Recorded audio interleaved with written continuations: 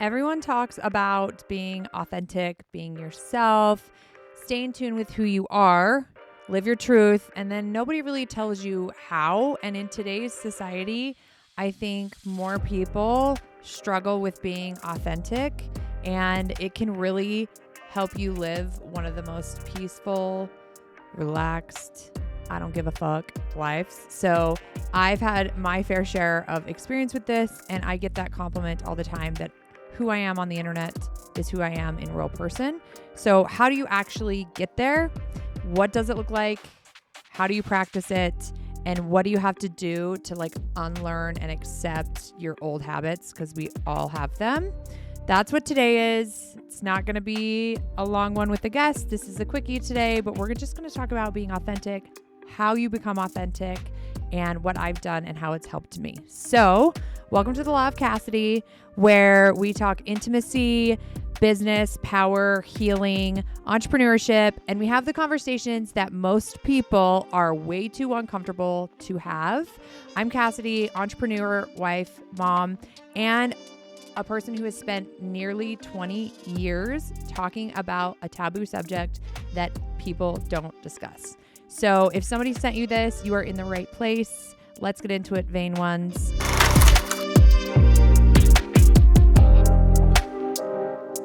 So why this matters. So I'm going to start with some quotes. Is anyone else like me? Are you like a quote saver? I'm either a quote saver or a quote reposter. And I'm like, I probably should share my thoughts on these more often because sometimes I share them. And the funny thing is I'm sure there's people in the world that are like, that's about me. Listen, cutie, if the shoe fits, whatever. But it usually is because it just inspired me or I could relate to it like all of us do on social media. So first quote I'm going to share is people don't hate you. They hate that you are not afraid to be yourself. And isn't that the freaking truth? So I think living in Utah, I have learned this a lot, is people feel like they can't genuinely be themselves or they don't want to, not be the perfect curated dynamic. And I'm here to tell you, when you start living authentic and you have people around you that can't be who they are, you're going to deal with some hate. So they don't hate you. They just hate that you are not afraid to be yourself. And if you are out there being yourself, go you. Being misunderstood is the tax you pay for being authentic. I carry this weight times 12. So I definitely am who I am. I'm authentic and I talk about things that people just don't understand, and they don't understand because there's a lack of education. We're going to have an episode coming up where I talk about the top things Googled about sex. You guys are going to die. There's a lack of education. So like I said, being misunderstood is a tax you pay for being authentic. And the problem is that people are being hated when they are real and loved when they are fake. And this is universal, not just in the state of Utah. I just think the social world we live in now, people that are real get a lot of yucky, but there's these people walking around that are just fake little robots like everyone else, and everyone just praises them and thinks they're amazing. We're going to get into it. I'm just not into that at all. So the last one is, like I said, the world we live in, and it's backwards. And the only way to change it is for more people to choose real. So hopefully today's episode helps you practice some things on how to become authentic and what you need to do to continue to live that in your life if you've never navigated that. So before you can be authentic, you have to unlearn the performance you've been putting on. I don't know if you guys have noticed this about me. I like to refer to it literally yesterday. It was hair wash day. I'm the person that can just go out in public as who I am. I literally waltz myself into the buckle with my big old Morgan Wallen t-shirt and wet nappy hair and no makeup. Because if you're going to see me out in public like that, great. Then you'll be okay with it. And I think that's why I've been able to build this awesome community, is I think the world is oh my gosh, this girl's actually legit. She's not always put together. She shows the messy, she shows the hard, she shares the success and the struggles. And I think the world has it backwards, and they think everything has to be curated perfectly and you have to be put together 24/7. And I am proof that you actually do not. Okay. So stop performing the version that keeps everyone comfortable. That's the first tip I'm going to give you, step one per se. So most of us have a version of ourselves that we deploy in public. Can I get an amen? Okay. So a version that edits before speaking, you kind of pause. I've never had that. I don't know what that's like. So please share with me what that's like. It's probably a blessing and a curse. I've never been somebody who has paused and evaluated what I was saying. So I don't know what that's like, but most people are that way. Okay. You're going to say what keeps the peace. That shrinks in rooms where being real feels like dangerous. So you like shrink down to just like be like everyone else because you just don't want to risk, I don't know, being judged. I don't know. I can't wrap my brain around this because I am not like this. Okay. That version was built for a reason and it kept you safe. Okay. Perfect. It kept you belonging and it kept you protected from something, but it's actually not you. So I don't know how many people know the real you. And I'm not saying that you need to let everyone in because boundaries are important, but what would your life look like if you weren't so curated, if you weren't so structured in the way that you present yourself? Not saying that you need to spill your whole life with everyone because I've learned that lesson too, right? There's a fine little area that you find in a safe space. But the first part of unlearning how to not be like authentic and be authentic more is your job is not to make everyone comfortable. And the moment that you stop caring that you may make some people uncomfortable is the moment where you really grow and turn into the person that you're meant to be. I let that go a long time ago. Clearly, I'm in the sex swing on the freaking internet. So the moment that you let that go is going to help you in that unlearning actual process. So your job is just to be real. And it's going to take some practice. And those two things are often like you can practice and do them and slowly do it. I think the world is so afraid of being judged or saying the wrong thing or something being perceived. But if you take a step back and realize what is that going to do? Does it matter? And if it's not affecting your family, it's not affecting your livelihood. It's not like, just be yourself. Stop being something you think everyone else wants you to be. Okay. So step 2, letting go of needing to be understood by everyone. So this one took me years. I think I'm still working on some stuff in therapy over this one. So I used to spend an enormous, like massive amount of energy trying to explain myself. I wanted people to understand, no, that's not what I meant, or this is where I'm coming from, or this is who I am. Trying to make people like understand why I did something, why I didn't do something, what I was building. And I just kept coming up short and I kept feeling like very like I was like spreading myself thin, trying to explain why I do things. Okay. So here's what I know now. Some people don't understand you. They're never going to understand you. Not because you're wrong, because you're ahead of where they are. You're like, literally, they are just warming up for the race and you have lapped them 3 times. Okay. So, or they're living differently or refusing to be who they need you to be. Like they literally just can't comprehend, and that's okay. And it's not yours to own. So being misunderstood is the tax, like the quote. You don't get to avoid it. You just get to decide whether you pay it standing up or sitting down. So stop explaining yourself to people who are determined to misunderstand you. Like, say the thing once, live your life, and let it speak, let it live. Like, I'm sure I've said some things on here that made people cringe, and it is what it is. I'm not doing it for people to understand me because I know there's people in the world that are benefiting from what I'm sharing. So step 2, you got to let go of that. Okay. So step 3, realize the map you were handed wasn't yours. So every one of us was handed a map. You may not realize this.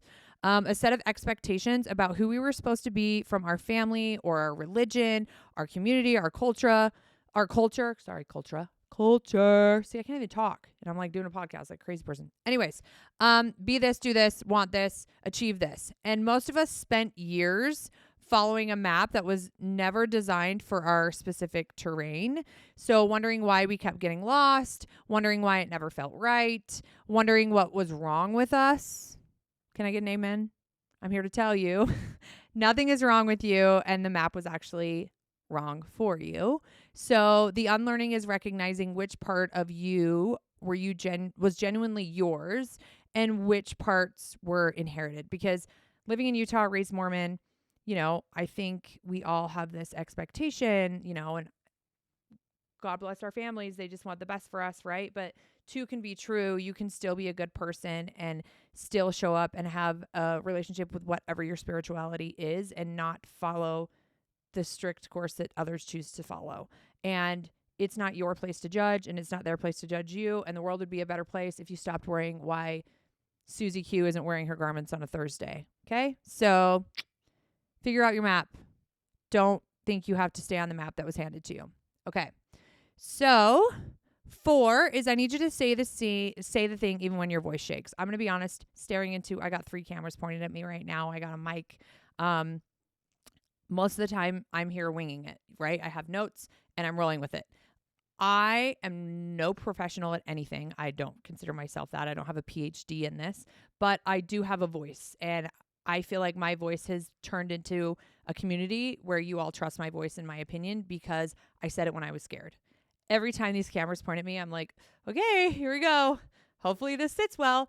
And, I don't even look at the views on YouTube or the views on Apple or Spotify of my podcast because that would just put me in a place to feel as if maybe I shouldn't be sharing my voice. So I'm here to tell you, you need to say the things even when you're scared. So the thing I mean, the opinion you've been holding back, the boundary you've been afraid to set, the truth you've been softening, any of the things, I need you to say it. You don't have to say it perfectly. I just need you to say it because you'll build up a resentment and an uncomfortableness within yourself, and you'll start losing your voice, and you need to have a voice. So you need to say it. So step 5 is I need you to post the real version even when the curated one gets more likes. Okay.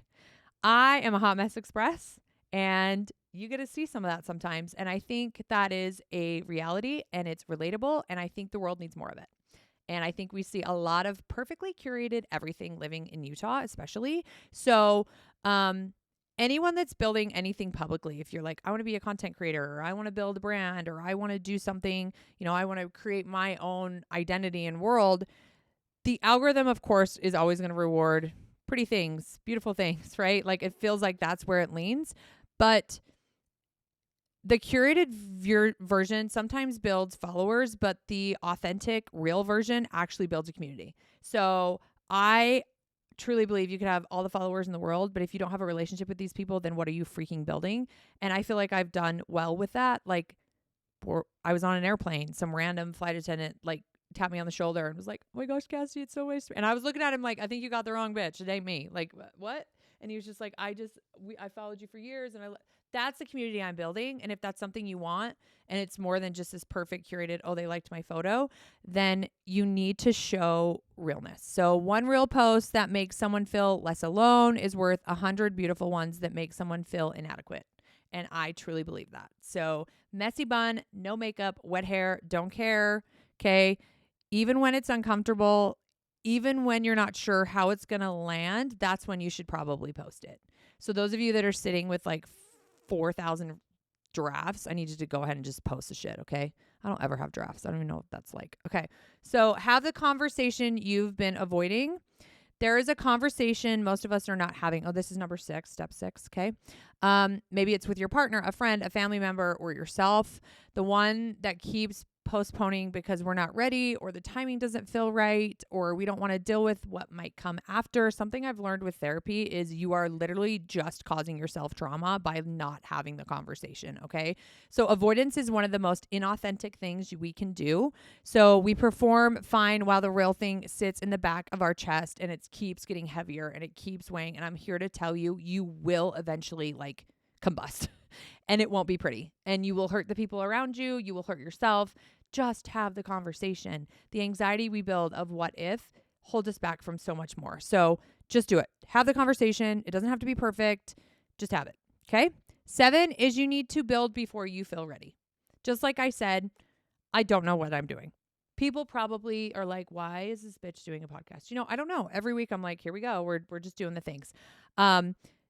Waiting until you're ready, you're never going to be ready. And when you think you're ready, because I thought I was ready and I was like, oh, I'm going to do this thing, right? And then I'm quickly like, the thing is taking longer than I expected. I'm the bitch that thought, oh, I'm going to launch a brand in 6 months. That ain't a fucking thing, okay?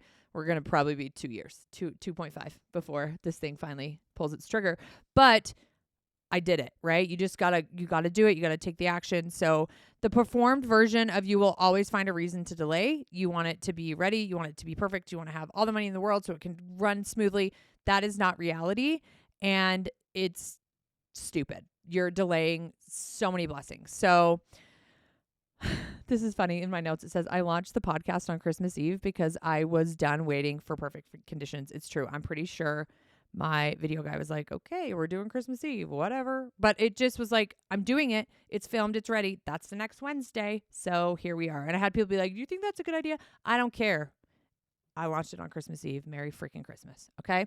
So build it before you're ready. So here's also the other part that nobody prepares you for. When you start being real, like really real, like authentically yourself, things will shift. And some of those shifts are very painful. Like I'm going to cry talking about it. So you have to accept them anyway. It's been probably growth. It's been the biggest blessing in my life, but it's also been the hardest thing I've ever been through because those shifts caused me to lose people that I thought were my people. And it sucks. But like I said in like step number 1, like people don't hate you. They just hate that you can genuinely be real because they don't have the courage or the confidence to do that. And they're living this fake facade of a life. And when they're watching you be real, it literally like just breaks them instead of them just being real and not looking at someone and feeling inferior because they get to be real. It's wild to me. I don't understand it. But except that some people will leave when you stop performing and acting a certain way. So some relationships in your life exist because of who you were performing to be. They weren't real, okay? When you stop, when the real version shows up, some people won't actually recognize her or want to be associated with it, and that's okay. It hurts, even when you know it's right, even when you know those relationships were built on a version of you that isn't like sustainable. You should never be checking yourself in an environment. If you are asking yourself like, oh, am I doing this okay? Or is this, if you are literally having those thoughts in your head, you are not in the right environment and you are not authentically showing up as yourself. Hate to break it to you. Okay. So the space they leave is where the right ones will find you. And I have slowly started feeling that shift. So it's messy. It's hard. And it's a slap in the freaking face when you think these are my people and all of a sudden you start really being authentically you and they just fizzle away. But I'm here to tell you less is always more too. So step 9, accept that being misunderstood is part of the process. We kind of talked about that. So you will be misread, you'll be misquoted, you'll be reduced to the most controversial thing you've ever said by people who've never heard the rest. Like the stories I have heard about me, it's actually comical. Some of them I'm like, I wish that was real because I would be so fucking rich right now if that was real. So literally you're going to hear it all. People are going to talk. It is what it is. I graduated high school 21 years ago for a reason. So if we are in our almost 40s and we're just still like starting false crap about people because we can't be our authentic selves, it sounds like a them problem, not a you problem. Okay. So accept that the cost is real and it will be worth it. Like I said, I've lost friendships. I've been talked about. I have been judged publicly in ways that were loud and quietly in ways that cut very deep. And I would do it all over again because the alternative, performing a smaller version of myself for the rest of my life to keep everyone comfortable, is a cost I will never pay again. I will never put myself in rooms like that ever again. I don't care who's in the fucking room. It's not my room. So the cost of authenticity is real and you lose the people. Like I said, you lose the people that you think you're people when you lose the performance. So when you start showing up authentically, you may feel like your circle is getting smaller and smaller and smaller, but trust me, it is your right people. Okay. So, I want to go over ways to actually take some action. Okay. So I need you to notice when you're editing yourself and ask why. So every time you catch yourself like softening something, holding back, choosing the safe answer, maybe you're making content and you're like, oh, I need to do that again. Okay. I need you to pause and ask, why am I editing this? Whose comfort am I protecting? Is it mine or theirs? Okay. Most of the time you'll find that editing is happening for an audience that isn't even watching anymore. And you're still managing the perception of people who left the room years ago. So in those moments where you want to pause and change something, those are probably the moments when you should pause and just share it and be authentic. Okay. Choose one small, honest thing every day. So you don't have to overhaul everything at once. Authenticity is built in small choices. So one conversation where you say what you actually mean. One post that shows the real version. One moment where you don't perform the answer. You give an honest one. So small daily compounding, it gets easier over time. Okay. So, and let your response be real instead of managed. So we manage our responses constantly. We calibrate our reactions to be appropriate. We don't want to offend somebody. We don't want to make things awkward. Start letting your actual response show up, not unfiltered, thoughtful, be real, not performed. I love when I meet people that follow me and follow my community, and I literally am talking to them and they're like, oh my gosh, you are literally the same person you are online. And I'm like, isn't that the way it should be? It is. It is the way it should be. Okay. So we're going to dump into a few DMs and then we're going to do covet this because like I said, this is a quickie. So first DM is, Cassidy, I've been performing a perfect curated life online for so long. I genuinely don't know who the real me is anymore. How do you even find when it's been buried for years? You start by asking what you want, not what you're supposed to want. What lights you up when nobody is watching? What do you have opinions about you've never said out loud? What would you do differently if you knew no one would judge you?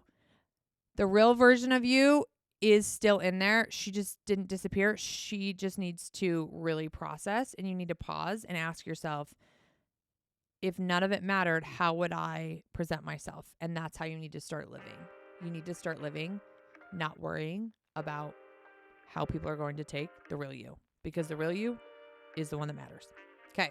Number 2 is, I know I'm not being authentic and I know I need to change that, but I'm scared of what I'll lose. My community, my family's approval, my reputation.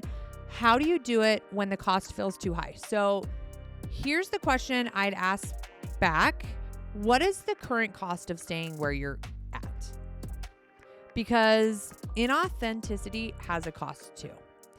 It just builds you slowly, and then you are buried in a black hole of hell. Literally, I have watched it in people who literally, oh wait, I can't post that, or wait, I can't say that, or wait, can you delete that? Can you this? Like, exhausting. Okay. So it shows up in anxiety. It shows up in disconnection, in the quiet exhaustion of maintaining a version of yourself that doesn't fit who you are. Add up that cost, honestly, then compare it to the cost of being real. And I'm here to tell you, fear is way more expensive than just being authentic. It may be scary. You may not know what it's going to look like, but I promise you, it is the right way. Okay. So today's covet this. This is for the woman who is committed to being more real and starting with herself. So the Nikita Bullet Vibrator, because knowing what you want and giving yourself permission to have it without performing for anyone is one of the most authentic acts there is. So it's got a nitro motor. It's small but mighty. If you just need a good little vibe. It's got an XLR8 turbo boost designed for you, not for anyone else's comfort. So like always, CassidyBybee.com.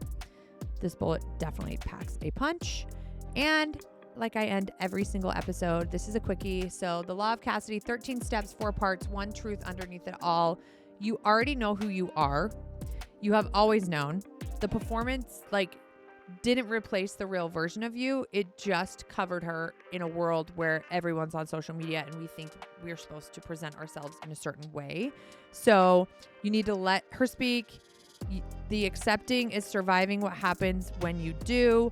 And you need to realize that people don't hate you. They hate that you're not afraid to be yourself. So good. Let them. That's the law. Like I said, that's your quickie. Follow these steps. Let me know if this was helpful. And DM me and tell me which step you're starting with. I love it when you guys connect with me. I'm Cassidy. This is the Law of Cassidy, and I'll see you next week.